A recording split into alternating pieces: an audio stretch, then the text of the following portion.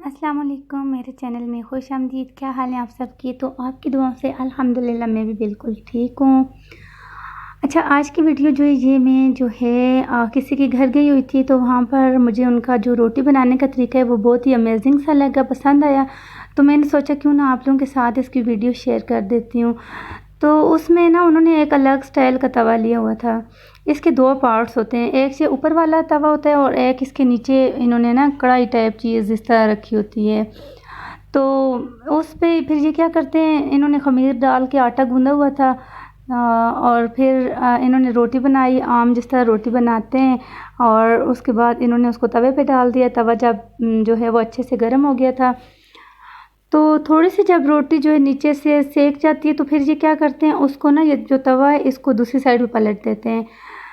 तो ये है कि इसके नीचे जो बर्तन रखा था उसका ये फ़ायदा होता है कि जब हम रोटी को ऐसे पलटते हैं तो डायरेक्ट जो हीट है वो रोटी पे नहीं लगती ना, तो रोटी जो है बहुत अच्छे से जो है वो तैयार होती है। तो मुझे ये उनका जो तरीका है बहुत ज़बरदस्त लगा। मेरे पास तो ख़ैर इस तरह का नहीं है तवा, और मैंने तो देखा भी फ़र्स्ट टाइम है, तो मुझे जो है काफ़ी पसंद आया। रोटी इसकी माशाल्लाह से इस पे बहुत अच्छी बनती है, और ये रोटी अगर एक आध दिन बच भी जाती है तो नेक्स्ट मतलब अगले दिन हम इसको खा सकते हैं। बहुत अच्छी होती है रोटी, नरम होती है उसी तरह ना, मतलब ये सूखती नहीं है ऐसे ना। तो इस तरह ये रोटी जो है मुझे पसंद आई। तो उम्मीद करती हूँ आप लोगों को भी ये तरीक़ाकार अच्छा लगा होगा, या अक्सर आप में से ये तरीका करते भी होंगे, लेकिन मेरे लिए जो है ये था फ़र्स्ट एक्सपीरियंस और मुझे जो है काफ़ी पसंद भी आया है। तो इंशाअल्लाह मैं भी इस तरह का तवा लूँगी, ताकि कभी तंदूर की रोटी खाने का दिल करता है तो हम जो है वो ईज़िली बना सकते हैं। और ये जो क्लिप है ये जी है अबू ज़ेबी का। तो पिछले दिनों मेरे बिनोई वहाँ पर, हाँ, वो वहाँ पर उनकी जॉब है। तो पिछले दिन उनको कोरोना हो गया था, तो ये जो अभी आपको रोड नज़र आ रहा है ये उनको लेके जा रहे थे करंतना सेंटर। करंतना सेंटर वहाँ पर जो है आबादी से काफ़ी हटकर होते हैं, बिल्कुल ऐसे साइड पे अभी आप देख सकते हैं बिल्कुल वीराना सा है। और पीछे ये जो आपको इमारत नज़र आ रही है इसके अंदर ही मतलब उन्होंने करंतना सेंटर बनाए हुए थे। तो जितने भी मरीज़ वग़ैरह थे इनको वहीं पर रखा जा रहा था, और वहाँ पर मेरे बिनोई तकरीबन हफ़्ता 10 दिन रहे थे। उसके बाद माशाल्लाह से अभी उनकी तबीयत सेट है, ठीक है, वो ड्यूटी पे जा रहे हैं। और ये जो है हॉस्पिटल का अंदर का जो है व्यू है, और ये सामने जो है कवर अप हुआ हुआ डॉक्टर है, और ये कोई मरीज़ सामने है।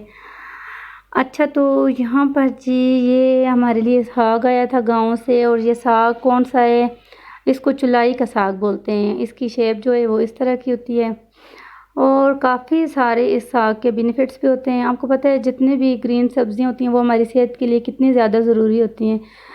तो लेकिन जब हम कोई बाज़ार से साग वग़ैरह ला के पकाते हैं उसका वो टेस्ट हमें नहीं मिलता जो हमें गाँव वाले साग में मिलता है।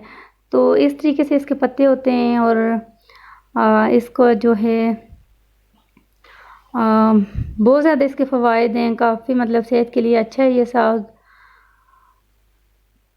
तो आप इसके बारे में मालूमात ले सकते हैं, गूगल पे सर्च कर सकते हैं चुलाई के साग के बेनिफिट्स लिखकर। तो गाँव में रहने वाले लोगों को तो पता होगा इसके बारे में, हाँ, जो लोग शहरों में रहते हैं उनको इतना नहीं पता होगा इस साग के बारे में। लेकिन ये साग जो है काफ़ी मज़े का बनता है। बस ये है कि ये थोड़ा गर्म होता है, तो इसकी उसके लिए इसको ये है कि हमें बॉयल करके बनाना चाहिए। जब हम बॉयल कर लेते हैं तो फिर इसके मतलब जो होता है गर्म नहीं रहता ये साग एक तरह से ना। तो यहाँ पर भी मैंने इसे जो है अच्छे से बॉयल कर लिया था साग को। 2-3 बॉयल आने के बाद जब ये सही हो गया था, तो बस इसको सिंपल मैंने जो है वो लहसुन का तड़का लगा लिया था।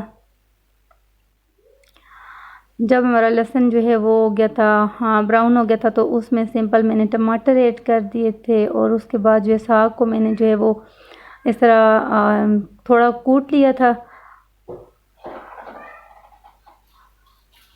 और मसाला जात इसमें मैंने जो है वो चिली फ्लेक्स शामिल की थी, थोड़ी सी हल्दी शामिल की थी, और बस नमक, यही चीज़ें इसमें ऐड की थी। हरी मिर्चें शामिल की थी। तो साग में जो है वो चिली फ्लेक्स बहुत ज़्यादा मज़े की लगती है। दूसरी मतलब जो मसाला जात ज़्यादा इसमें नहीं डालने चाहिए। बस ये कि इसमें सिर्फ हम अगर चिली फ्लेक्स डाल देते हैं उससे साग का जो टेस्ट है वो बहुत मज़े का बनता है। तो इन दिनों तो ये जो सावन का महीना होता है गांव में मतलब तरह तरह के साग होते हैं, उगे होते हैं। बंदा कहीं भी बाहर चला जाए ना तो वहाँ आपको हर तरह का साग मिल जाता है। अगर चले जाओ नदी वाली साइड चले जाओ तो वहाँ पे तो तारा मीरा भी लगा होता है, उसका साग भी बहुत मज़े का बनता है। इसके अलावा कचमाच हो गया, ये चुलाई हो गई, कद्दू की बेलें वगैरह लगी होती हैं, लोगों ने घरों में लगाई होती हैं काफ़ी।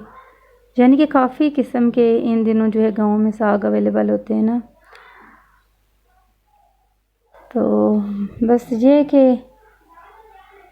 हेल्दी होती हैं ये चीज़ें, सेहत के लिए अच्छी होती हैं, और सबसे बढ़कर ये कि इन चीज़ों का जो फ्लेवर है वो बहुत मज़े का होता है। अच्छा, ये जो अगली जो वीडियो क्लिप है ये जी है मेरे मामू के, उनका बेटा हुआ था तो वहाँ पर ये मुबारकबाद देने के लिए आए थे। ये शीमेल थी, तो ये जहाँ पर इन्होंने अपना गाना बजाना लगाया हुआ था तो बस मैंने थोड़ी सी वीडियो बना ली। अच्छा, बस यहाँ पर मुझे इजाज़त दें और आप लोग जो है